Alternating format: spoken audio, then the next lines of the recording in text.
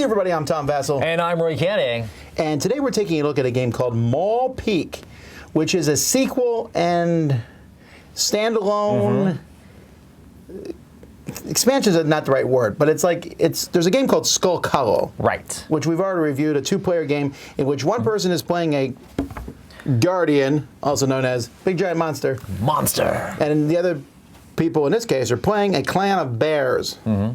Which you would think would be the monsters, but they're much smaller than the gigantic behemoth thing that's destroying the mountainside, I guess. So this is a two-player game. It is, and we'll talk about that. One person's playing the monster, everyone else is playing the bears. Here's how it plays. So in this game, you can be, if you're playing the monster player, you play one of four monsters. Here we have Quagra, a Hydra with 4 different heads. You have to fight your way past this heart to get to the top. We have, this is like the one that you play if you're playing for the first time, Sabosa. He's going to try to trap you in his cell, in his belly. Here's a spider who's taking you back to their lair. This is Veblen. And then this one is actually 2 figures, Trovac and Gnarl. Now, depending which one you take, you're going to get a board that's going to tell you all the special abilities, and it might have spots for special tokens of that board. You also get a box here, and inside this box, you're going to have a figure for your monster. You're going to get any special tokens, which, by the way, are really nice. Look at these little wooden frozen tokens. You'll get a card to give to your opponent so they can see your special abilities, and then a little deck of cards. So this might change for each one, so you'll see that the Trovac and Gnarl, they actually come with 2 figures that they'll be playing with, and then also a special rules card that are added to them. And then again, a reference card and a deck of cards. So that's what the monster player gets. The other player is going to be playing the Grizzar here, and they have a board with their special abilities and a spot for them to accumulate and then grow their rage and then spend the different rage. Now they have 5 different folks on their team: the Sage, the Herbalist, the Mage, the Assassin, and the Barbarian. These can all come into play, but they don't start with them. You'll start with the Druid, and then you're going to pick one of the winter beasts to join you. White Mouse, Thunderwolf, Northern Goat, Frost Lynx, Glacier Owl, Snow Hare. Each of these has a different ability, so you'll start with these 2 units. And anytime this gets killed, you have the opportunity to bring it back. Unless, of course, the Druid's gone, in which case you can no longer summon that creature again. This is the board. The good guys are going to start here, the monsters over here, and there are 9 spaces on the board. On a player's turn, you're going to have a certain number of actions, which is usually 3, although not everyone has 3 actions that they can take. And these actions are often going to come from this deck of cards that you have. So sometimes the action will tell you you can move, and it will tell you the directions that you can move in. For the bears, you can gain rage, giving you more rage cubes. You can leap. If you're in the same spot as a monster, you're going to be able to take your people off the board and leap onto one of the arrows. And then using more leaps, you'll be able to leap up farther. So whenever you do attacks, you'll be able to shut down that part. So that monster can no longer, when they're all shut down, for example, these, he can no longer do rush. When you shut down up here, he can no longer do command or beckon. And so you'll be able to leap around, although monsters have special abilities that often allow them to knock off the different bears from on top of them. So you have these things. Magic lets you do range attack. Melee lets you, wherever you are, do damage to the monster. The monster is also going to be doing damage. And of course, when they do damage that completely takes out one of these, then they're dead and they're not going to be able to come back for that game. Monsters will usually, if they take out all the bears, will win, but they have an alternate way to win. Like, for example, if you get 3 heroes in your lair, then the spider wins. If you deplete the Confusion deck, this is a special deck that Quagra has. The Sabosa have 4 heroes trapped in your cell location in your chest. And here, fill the power track with 8 spent power cubes. So they have an alternate way to win. And that's it. You're just going to keep going back and forth. Now, there's other rules about spending rage and, like I said, leaping around and moving, but it's not particularly difficult to do that. The monsters sometimes will get power that they'll be able to spend to use things.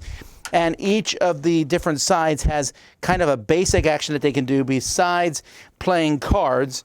There's extra actions that you can take. The hero can discard a card to get a rage cube or draw a card from their deck, and the guardian can discard one card to draw two. I call them guardian here. I've been calling them monster the whole time, but I know these are quote-unquote guardians, but I look at them as monsters. Anyway, one of the teams is eventually going to win. Besides what I talked about in the overview, there is another rule set in here where it talks about combining the two games. So you could play the Guardians from this one against the different groups that were in the first one, the group of foxes and woodland animals. With the different leaders. And you can take the monsters in that one and fight the bears.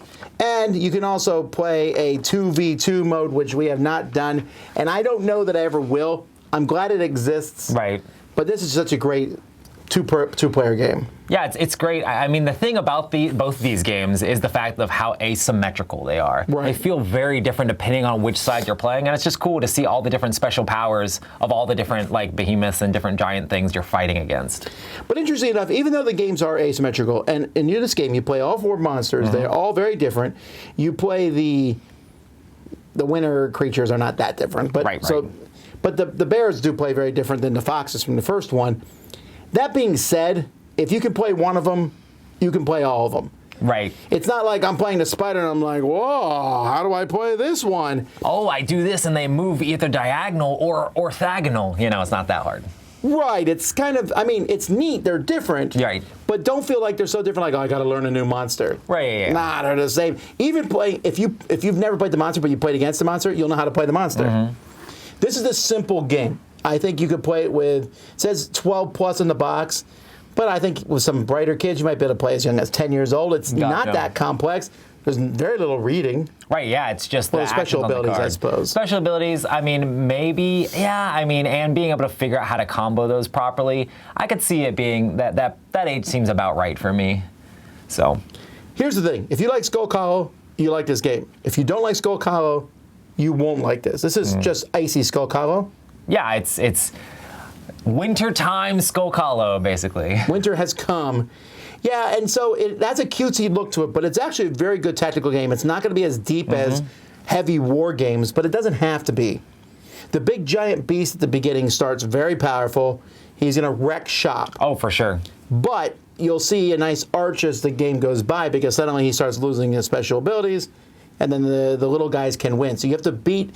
if you're the monster, to beat the little guys as fast as you can. Right, and as the monster, it feels fun to be able to be like, I have all these cool powers and these different cool combos that I'm dealing together. And as the little guys, you're having to be like, which one of those powers do I need to take out first? You know, because as you defeat more things, more of those powers start dwindling away. And of course, there's different stuff where they can combo and like heal things back and get that power back. And it's just this interesting juxtaposition of like, what order do you take stuff out in, and then what things do you spam as the monster to try to take out the little guys first? So, if you do have Skull Hollow, your amount of replayability is really high. You know, 8 different guardians against 3 different things. That's 24 different matchups.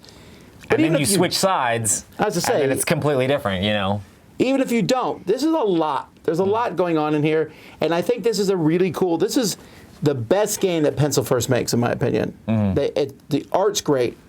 The component's great. Its simplicity, it works really well. What would you give it?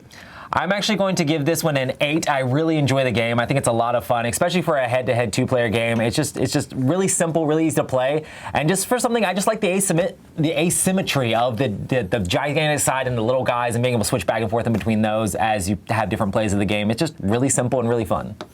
And I like the whole concept of this whole assaulting the Titans and climbing up them.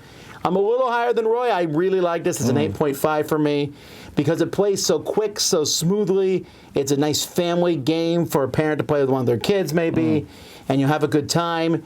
I don't have to look up rules all the time. There's one rule for each monster, maybe 2 rules how that one works, and it's going to finish. It also doesn't drag out forever. Either you're going to start killing off the bears, knocking them out or whatever, or they're going to be smashing your parts.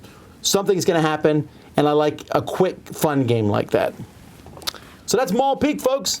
I'm Tom Vassell. And I'm Roy Kennedy. Winter has come.